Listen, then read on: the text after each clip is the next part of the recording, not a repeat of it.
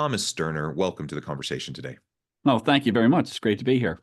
It is a pleasure to be with you. You're joining us from Delaware. I'm south of Salt Lake City in Utah. And today we're going to be talking about your recent book, It's Just a Thought, Emotional Freedom Through Deliberate Thinking. I think this has a lot of practical applications for us in various aspects of our lives. So we'll talk about that generally, but we'll also talk about this in relation to the workplace and working in teams and trying to be collaborative and whatnot, because there's a lot of thoughts that get in the way of all of that happening effectively in the workplace. So I think this will be a really fun conversation. As we get started, I wanted to share Tom's bio with everybody. Thomas M. Sterner is CEO of Practicing Mind Institute and is an in-demand speaker and coach working with high-performance industry groups and individuals, including athletes, to help them operate effectively in high-stress situations and experience new levels of mastery. Prior to writing the best-selling The Practicing Mind, he studied Eastern and Western philosophy and modern sports psychology and trained as a jazz pianist, and he lives in Delaware. What a fascinating background. Again, thank you for joining me. Anything you would like to highlight by way of your background or personal context before we dive on in? Well, the one thing I would say is, as for 25 years, I was a high-level concert piano technician. And the one value of that in terms of what I do is that piano work is extremely tedious and repetitious because there's 88 notes. So everything you do on the piano, you got to do at least 88 times. And then, if you're just doing a tuning on the piano, you have about 235 tuning pins that have to be touched at least once. So the value of that for me was in trying to find out how to train my mind to be on a task for hours and hours, because I would, at a very high level, because I was working for the best musicians in the world on a daily basis, and to stay fully engaged in the process and not feel like, oh my gosh, I can't stand this. When is it going to be done? And I mean, actually to enjoy the process of doing that. So it allowed me to have a really good incubator to work on all of the things that we'll talk about. That was, I think, one of the unusual things about my background. That is super interesting. And we've all been there. We've all been there when we're doing, what some may seem as tedious tasks, and your mind drifts and you're not really paying attention. Of course, that can have all sorts of bad results if you're doing something as precise and delicate as tuning a piano or working on a piece of machinery in a factory or whatever. Like, accidents happen, quality goes down, etc. So, I mean, there's practical reasons for why that's a challenging thing in the workplace, and to be able to have that discipline, I think, is something that is a really nicely developed skill. Well, it was also a stressful environment, because you weren't just tuning the piano, but you were setting up the action mechanism, the keyboard mechanism. And what your listeners have to understand is, at that level, if everything isn't perfect, the performer is good enough that the instrument will fail. They will outplay the instrument. So, and they're not very happy about that when it happens, so, and it also affects the performance and everything. So like I said, you had to do your highest level, best work every time. And so because of that, to be able to get into a place where you weren't thinking like, I just can't wait to get done this so I can go be someplace else. It was really good training, and it was a long time. Yeah, awesome. Well, why don't you start by just really telling us about the why behind this book? Why this book? Why now? Books are a labor of love. They take a lot of time and attention and energy. So yeah, why this book? Why now? Well, I originally wrote The Practicing Mind in the early 90s. It wasn't published until 2005, and that's because I was in the piano technical business. I tried to get somebody to look at me, and nobody knew who I was, and they certainly didn't know what the book was about, and they didn't care. So I ended up publishing it myself. It eventually, after about 2 years, it became enormously successful and was taken over by New World Library. And has continued to be very successful. And then that's when I changed careers, because I could afford to do it. And then that freed me up to spend a lot more time on research. And I was talking about this on a daily basis to everybody, from one-on-one clients to corporate clients, CEOs, all the way down to teams within corporations. So then I wrote Fully Engaged, which was kind of like a follow-up on that. I always looked at it as another 7 chapters to The Practicing Mind. Hmm. It's Just a Thought was really something different because much of the information that is in It's Just a Thought wasn't even around when I wrote The Hmm. Practicing Mind. We have made such tremendous strides in understanding through, not just sports psychology, but neuroscience and everything. We really Right. we can measure thought, electromagnetic energy and everything. We know when you think there is something that actually goes out of you. Like we know this. It's not. We also really have a good understanding of the subconscious mind and how it works. And so I really began to see that our thoughts are not as private as we once thought that they were. The thoughts are the energy is going out, the emotional energy that's in it is going outside of us. Our body has a neurosystem in the heart through heart math that is set up to read that information and understand it. And there's all this stuff that's going on around us and is impacting us, and that we're impacting it. And if you don't know that, you become a victim of it. It's a system that is running 24/7, and you can either use the system or be used by the system. So it was really, really fascinating, to me, and I just dove into it farther and farther and continue to. And that was when I realized that, look, you freedom comes through deliberate thinking, and most of the time we are not deliberate thinking; we're being Hmm. thought. And so we need to understand what it feels like to be thought versus what it feels like to be the thinker of the thought, and then be able to master that process so that we're in control of what we're experiencing during the day. Yeah, deliberate thinking. The opposite of that is really what we end up doing a lot of times, the automated thinking that just starts to happen. It's why you can get in your car and drive, and then all of a sudden, 10, 15, 20 minutes later, you end up somewhere and you don't even remember how you got there, right? We just have so much kind of rote muscle memory, but also just automated thinking where we just naturally do things without, and our mind wanders. And there's a time and a place for mind wandering, don't get me wrong. But tell us more about the contrast between automated thinking and this deliberative thinking that you're just referring to. Well, if you look at the subconscious, the subconscious is a very elegant recording system, and it's not creative. It doesn't have a sense of humor. It's not critical. What it does is it watches how a situation makes you feel. It's how it makes you feel. It doesn't judge how it makes you feel. It just correlates the two. And so, if a situation happens and it makes you upset, the subconscious is always trying to make you happy. So what it does is it says, oh, okay, this is how he or she wants to feel when this situation or one similar to it arises. And so it writes a program for it and it stores it on the hard drive. And then the next time something like that happens, it plays it. And after several rotations of this, it habitualizes it. And the reason, we have habits, habits are extremely effective from a cognitive level. In other words, Hmm. they're sort of like they don't take any RAM up because they're automated and there's no decision making in them. They just a trigger happens and they fire off, and then you repeat the habit. So that's not deliberate thinking. And a story I've told many times was I was working with a CEO one time and we were having this conversation, and he said, I don't think I buy that. I think that, I'm actually making my choices to think the way that I'm thinking during the day. And so to make a point to him, did I ask you to talk? I don't think I asked you to talk. I think you need to sit there and shut up until I tell you to talk. Well, of course, he became very insulted. And I said, you see that? I said, you did not make a choice to feel what you're feeling right now because I don't think you're very comfortable. If you had the choice, you would choose not to react that way. In fact, you would probably choose a scenario where this guy's not going to touch my inner peace. Hmm. And so he was like, he laughed about it and he just said, thank you for the awakening. He said, I get what you're saying now. And I said, well, that's where, our neuroscience says that we spend 95% of our time in our day, basically things happening out in front of us, and we're just running programs. And we're not actually the thinker of the thought. We're basically our thoughts are being dictated to us. So we're not thinking deliberately. A deliberate thought has decision making and conscious intention behind it. When this situation happens, this is how I am going to act. And that's freedom.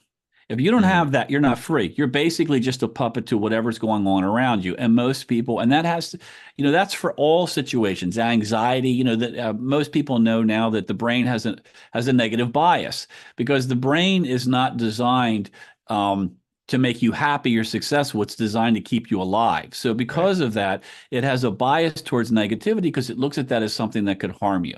So has a tendency to go towards what could go wrong here. Um, and that's okay, but you're not your brain. Like, your brain is like your laptop. You should be using your laptop just to do things for you, not your laptop running you. So the brain should be looked at in that regard instead of the brain being in control. It's doing what it's basically programmed for, but that doesn't mean that you can't override that and train it to be differently.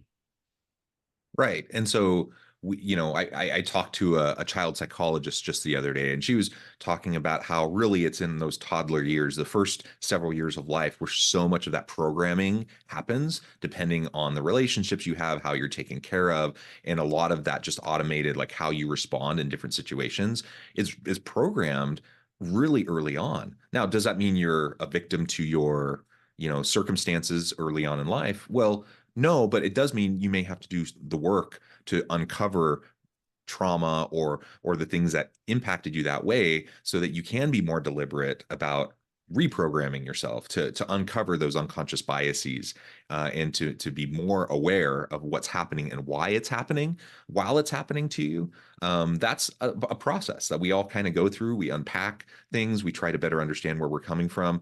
When I think about within an organizational setting, there's a lot of talk around diversity, equity, and inclusion, and part of that is unbiased unconscious bias training and just like trying to help people recognize what's going on in their head without them even really recognizing or knowing it, so that you can choose something different, right? So you can say something different, act differently, so you can eventually change the way you even respond to and feel about the things that trigger you perhaps in the moment.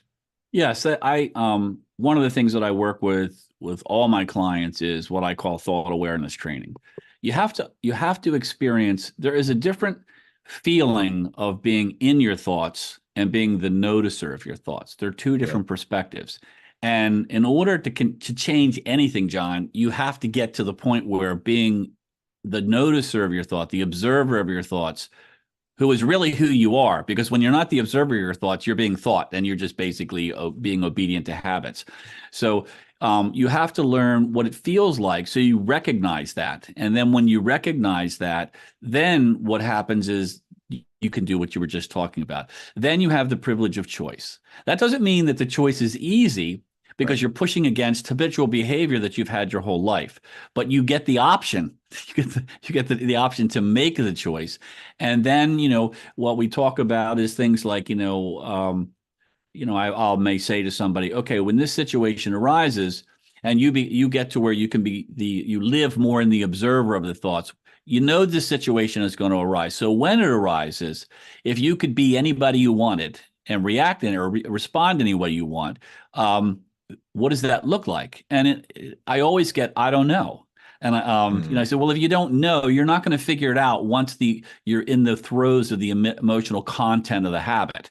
Like, so you need to have something that allows you, first of all, like a rescue mantra is what I call it. Something you say, like, this is when the fun starts. Something like that. As soon as you feel this something has happened and you recognize, whenever that person walks in the room, I always get nervous. Okay, so when that person walks in the room, you need something to shut down the habitual response of anxiety so you can get out ahead of it a little bit and then execute the new procedure.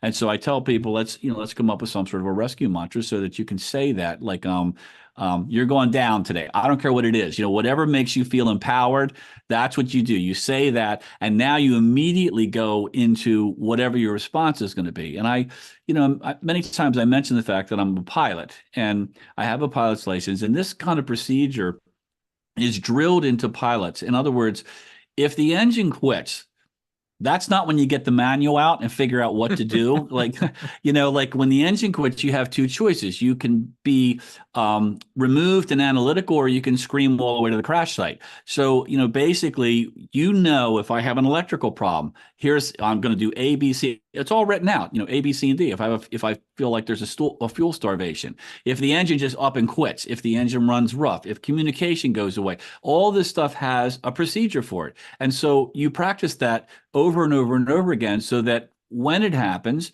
you just instinctively go into it. And I can tell you it works extremely well, because when I was learning to fly and I had to solo for the first time, I was really fearful, because I couldn't imagine taking this airplane off in three-dimensional space at 100 miles an hour without the instructor sitting next to me. I just thought, like, if something goes wrong, that's the end of me. But what I found was that we had practiced the procedure so many times that it was really anticlimactic. I mean, it was just, push the throttle forward when you hit 65 knots, start to rotate, climb to this altitude, your climb out VY angle will give you 74 knots of speed. All this stuff was just stuff that I'd done, 200 times. And so I had to do 3 full circuits. And when I did them, I was like, this is like almost boring. Like, this is not scary at all. And that's where you want to get. That's why when you look at Captain Sully landing the airplane on the Hudson, plus he's a glider pilot, and they only get one chance to land. I mean, you don't go around in a glider. So the point is that he had practiced this stuff over and over again. And if you ever listen to the recording of him on the transcript of him on that call, I mean, the guy is basically just flatlined. We can't do that. No, we can't do that. We can do this. Our only option is this. I mean, he's not like, his hair isn't on fire. So this is where we want to live, because there's happiness there, there's contentment there, and I think that whenever you feel in control, there's peace there. And it's when you don't feel in control, that's where anxiety comes from. So anytime you're anxious or fearful, the base emotion there is, I'm not in control of this situation. And if you're not in control of how you're thinking, then you're not in control of how you're feeling. And if you're not in control of how you're feeling, you're very uncomfortable. Yeah, excellent. So we talked a little bit about the conscious, unconscious, and subconscious aspects of our minds. I referred to earlier about, sometimes when we get into the automated thinking mode or the habitual mode, our mind is wandering. And sometimes it really is needed and healthy to kind of turn our mind off. That's why things like meditation can be such powerful practices. Let's talk a little bit more about that. Why does turning off your mind work? Like, why is that so important? And how can we train ourselves to take a break from all the constant pinging that's going on in our heads? Well, when I work with people, I tell them, look, I want 10 minutes of your day. If you can't come up with that, you need to clear your schedule. You probably spend an hour and a half on your phone just doing this, looking at stuff that's not going to add anything to your life, and probably is going to add anxiety to your life. So, it's very easy to practice to become more aware of your thoughts. And, in a standard meditation practice, which could be either breath-based or phrase-based, is to sit quietly in a chair in a manner like with an erect back. You're basically looking at, you don't want your body to be a distraction, when you do this, and you don't and you want to be able to sit comfortably for 10 minutes without like your hip bothering you or something like that. So, right. And you also don't want to fall asleep.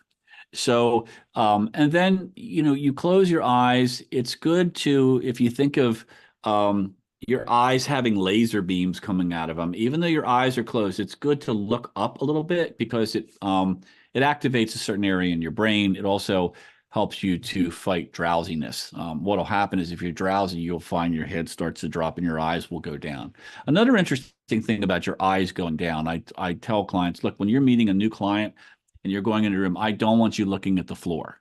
One of the reasons for that is, when you're growing up as a child, you talked about, it's the first 7 years, the brain waves are functioning in more or less like a hypnotic suggestive thing, and it's just taking in information.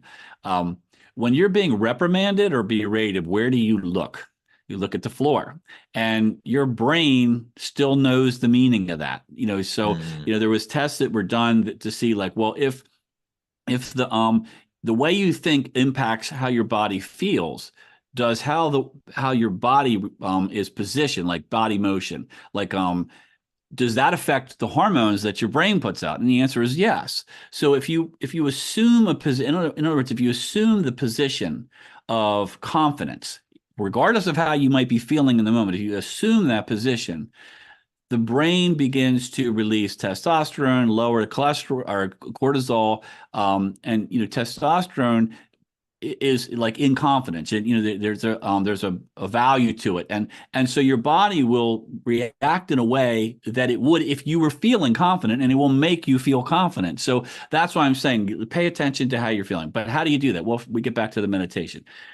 Most, as I said earlier, most people aren't really aware of what they're doing and what they're thinking. So that's what meditation does. And you're right.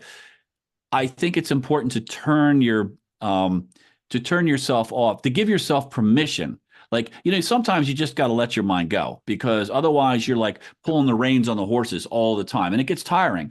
So sometimes I'll take a walk and I'll just tell myself, I'm giving my mind permission to just chatter away. But I'm giving it permission to. It's not telling me it's going to do that. I'm giving it permission to. So with the meditation, as I said, you can look up slightly, close your eyes, relax, take some slow, deep breaths. And as you exhale, do a body scan. Most people, and myself included, when they get tense, their shoulders come up. It's a protective position because it's a fight or flight position. So when you exhale, let your shoulders drop and actually feel that, and then begin to either watch your body breathe or say a short phrase like "I am still." And the reason you do that is to give your mind one task. You want it to have one task because you need a point of relativity to notice if it's not staying on task. If you tell it to think about what you need at the grocery store, well, that's not going to work. So you tell it to I want you to just pay attention to your body breathing. And what happens is, in a very short period of time, your mind says, this is really boring. I don't need to, you've got this. I'm going to go solve some problem, a report I got to get done, or this conference I got to go to, whatever. And it takes off and you go with it because that's what you do all day long. And then there's the moment of juice, is when you wake up and you realize that you're not paying attention to your breathing and you're thinking about a conversation you're going to have later in the day or whatever it is. That's where everything happens, John, because that's when you stop being thought and you become the thinker. That's when you anchor with the observer, and it's in that moment. And so it's ironic that people, when they practice meditation, they judge themselves and they say, I'm not good at it because I'm constantly chasing my mind. Well, if you're chasing your mind, you're noticing what your mind is doing. So you are actually doing very well, when you do that. And you have to let go of, this isn't a contest that you're in where you have to get to where you have nothing but your breathing. That's all, because you're never going to be there. The guys in Tibet that are doing it, 7 hours a day, they're still dealing with that. It's just the way the mind works. And so you stop judging and you go, I'm in the practice of doing this. And if you do that, and if you didn't want to use the breath, you could just say the simple phrases I said. If you do that for 10 minutes a day, I guarantee you will not believe how it changes your mind, because all these things that are happening out here begin to lose their power. You begin to notice the stuff, and then you have the opportunity to craft a different reaction to certain situations. And we'll call that the difference between a reaction and a response. When an ambulance pulls up, they call them first responders, not first reactors. Well, why is that? Because a response has intention, conscious decision making beforehand. It knows this is what we're going to do. When we come up on the scene, this is what we're going to do. And that's where you want to be. You want to know, this situation triggers me. So what is my best behavior in this to be who I want in that situation? As I said earlier, if you don't know that beforehand, you're not going to figure it out when you get into the emotional throes of the habit, because it's just too strong. So you have to have that. That's a reaction. Like the CEO, I said, when I just barked at him, he had a reaction. He didn't have a response. And so we want to be the responders. A response is deliberate. A reaction is not. Yeah, super interesting. I note the time, Tom. This has been a fascinating conversation. I would love to continue to pick your brain, but I also need to let you go here in just a few minutes. As we wrap things up, perhaps you can close us off by just sharing a little bit of more what this can be, how this can be utilized within an organizational context. So if I'm a leader and I want, to personally practice more mindfulness, and I want members of my team to do so as well, what are some of the ways that I can promote that, encourage that, to drive, the positive outcomes? Well, I think it's important that, and I do work with teams in corporations, and one of the things that that we do is we have a plan. Like with each person, whatever their role is in the company, we figure out, well, where are your weaknesses? Like, what situations do you have? How do you react to them? And we actually write down like, okay, when this happens, this is what you're going to do. And I want you to, I want you to sit in a chair, close your eyes and do it. Because, they've done studies way back into the 70s with athletes that the brain doesn't differentiate between the physicality of the response and the response in the brain. As far as the brains go, it's happening. The same hormones are released and everything. So you can actually get practice at dealing with difficult situations. And you can get repetitions in, even if you're not in the situation, because otherwise, the only way you change a habit of behavior is when the habit shows up. So You're in this place. Like if you've got if there's certain situations where you don't do well, then you have to wait for that situation to come up so that you can practice working against it. But that isn't the truth. That's the point I'm making, is that you can. I think it's very important that people take this aside and say, like, they have to have an idea. Like I say, ask yourself, if there's a situation that either you're not very well focused, or a situation where you get intimidated, or imposter syndrome, or whatever it is, ask yourself, you got to have a target. If I could be whoever I wanted in that moment when that happens, what does that look like? Who is that? And write it down. You have to, if you write something down, don't just think about it in your head, because that's a very abstract area. You have to have total clarity in order to write something out, to articulate it on paper. Write it out so that you have a very firm idea of this is who I want to be in the situation that I feel that I'm weak at. And then create your procedure. When this happens, when I notice it, my rescue mantra is this. And then after I stop the inertia of the thing, then I'm going to move to this, to this, to this. And then afterwards, there's a thing in piloting called aviate, navigate, and communicate. And the reason they say that is aviate, and you can use this in business. Aviate is fly the airplane first. What happens is, if there's a problem, people get distracted by, well, what's causing the problem? And they forget to fly the airplane, and the airplane gets into a dangerous attitude, and many times they're killed. So the very first thing you want is an aviate. Like, how am I going to handle this situation? Who do I want to be? You got to have that. Navigate is, what action am I going to take that it's going to take me to someplace safe? Like, what is where can I'm looking around, where can I put this airplane down that is my safest path from here? So what is your safest path from this moment? That's the navigate. Communication is, in the aviation part, in the airplane part, is you don't have to communicate with anybody and tell them, hey, I'm going down. That's the last thing you think about, because that really has nothing to do with saving your life. In business, communicating to me is debriefing. That's when, after the cycle is done, you debrief yourself. What worked? What didn't work? What could be improved? Okay. And it's just this, in the practicing mind, there's a thing I call do, observe, correct, DOC. And that's where we should be in this cycle of just this non-judgmental, total equanimity refinement. Look at what you did. That's the execution. Then observe how the execution unfolds, and then make your corrections. Just like a basketball player shooting foul shots. He shoots the shot, that's the do. He observes the ball flight, it's in the hoop, it's off the backboard, it's left or right.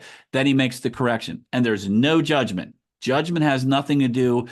All judgment does is erode performance. You get mad at yourself. I should have done this. I can't believe I've tried this 10 times. I should be better at all that conversation and self-talk is not going to make you perform better. It's just going to erode it. So non-judgment is very important. Yeah, very well said, Tom. As we close things out for today, I just wanted to give you a moment to share with the audience how they can connect with you, find out more about your work, where they can find your books, and then we'll wrap up. The best thing is, I do have a website, tomsterner.com, and anybody can email me at tom@tomsterner.com. I read all my emails and I respond to them. So anybody that wants to get in touch with me for any reason, whether it's a speaking thing or working with their company or them individually, that's how you would do it. Wonderful. Thank you, Tom, again. It's been a pleasure. I encourage the audience to reach out, get connected, find out more about what Tom can do for you. Check out his books. And as always, I hope everyone can stay healthy and safe, that you can find meaning and purpose at work each and every day.